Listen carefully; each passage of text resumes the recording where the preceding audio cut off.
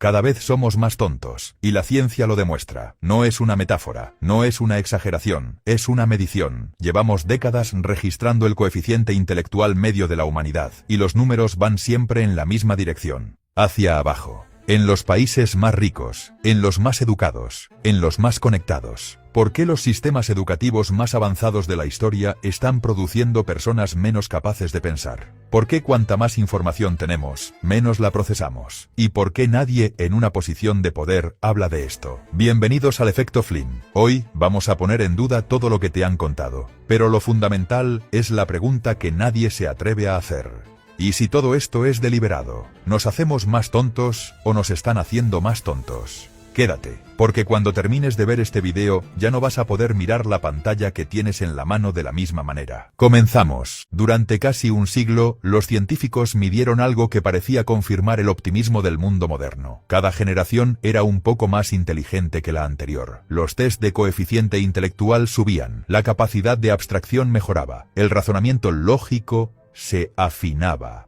El investigador James Flynn lo documentó en los años 80 y el fenómeno llevó su nombre. El mundo avanzaba, la humanidad también. Pero Flynn vivió lo suficiente para ver cómo su propio descubrimiento empezaba a revertirse. En 2018, investigadores noruegos analizaron los registros de tests de inteligencia de más de 730.000 hombres, realizados durante décadas de servicio militar obligatorio.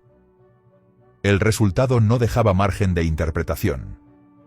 El coeficiente intelectual promedio había comenzado a descender en torno a 1975. Casi 3 puntos por década, y no había parado. 3 puntos por década. En una escala donde 100 es la media, parece poco, hasta que haces el cálculo en 2 generaciones. El mismo patrón apareció en Dinamarca, en Francia, en el Reino Unido, en Australia. No era un problema local, no era una anomalía estadística, era una tendencia global, silenciosa y sostenida, y la comunidad científica, en su mayor parte, optó por no hacer demasiado ruido. Pregúntate por qué. La primera explicación que ofrecen los investigadores es la educación, y no de la manera que imaginas. No es que hayamos dejado de ir a la escuela, es que la escuela ha dejado de entrenar el pensamiento. Los sistemas educativos modernos están optimizados para producir respuestas correctas, no para desarrollar la capacidad de formular preguntas incómodas. Enseñan a seguir procedimientos, no a cuestionar premisas, a aprobar exámenes, no a razonar en la incertidumbre. Y hay una diferencia brutal entre ambas cosas. La inteligencia real no es saber la respuesta, es saber qué hacer cuando no la tienes.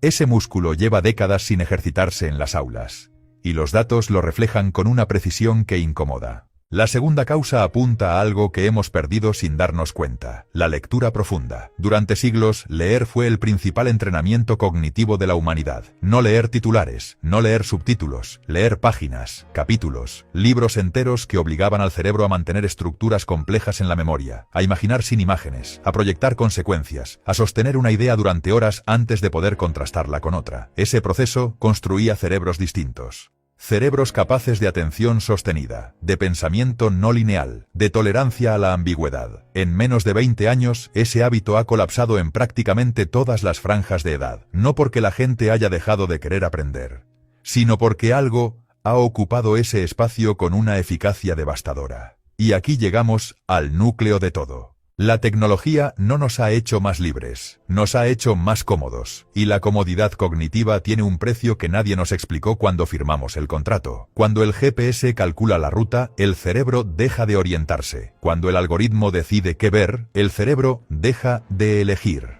Cuando la inteligencia artificial redacta el texto, el cerebro deja de construir argumentos.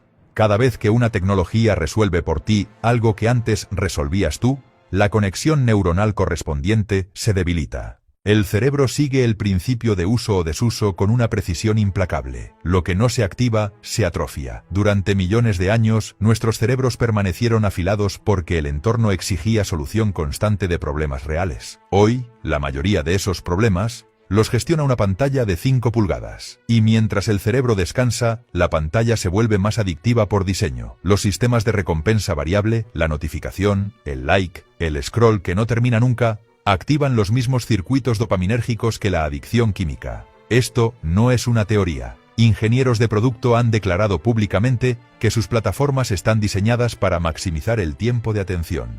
No para enriquecerte, no para informarte, para que no puedas parar. Y aquí es donde la explicación accidental empieza a temblar, porque hay algo que los datos no pueden ignorar, aunque los investigadores prefieran no nombrarlo. Una población que lee menos, piensa con menos profundidad. Una población que piensa con menos profundidad, cuestiona menos.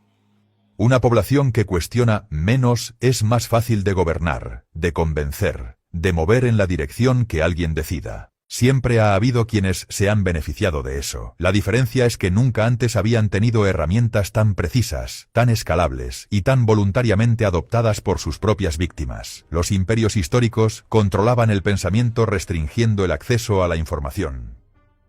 Quemaban bibliotecas, prohibían textos, perseguían a quien enseñaba a leer a los que no debían saber hacerlo. Era un control brutal, visible, resistible.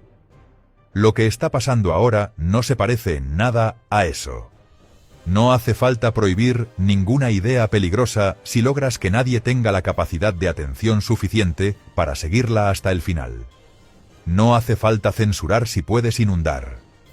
No hace falta mentir si puedes simplemente saturar hasta que el cerebro deje de distinguir lo importante de lo irrelevante. ¿Es eso lo que está ocurriendo? ¿Es un sistema que se retroalimenta por inercia, sin arquitecto consciente? ¿O hay alguien que conoce perfectamente lo que está construyendo? La ciencia mide el declive, documenta las causas, proyecta las tendencias, pero no pregunta quién firma los cheques de las plataformas que nos mantienen enganchados. No pregunta por qué los hijos de los ejecutivos de Silicon Valley estudian en escuelas sin pantallas.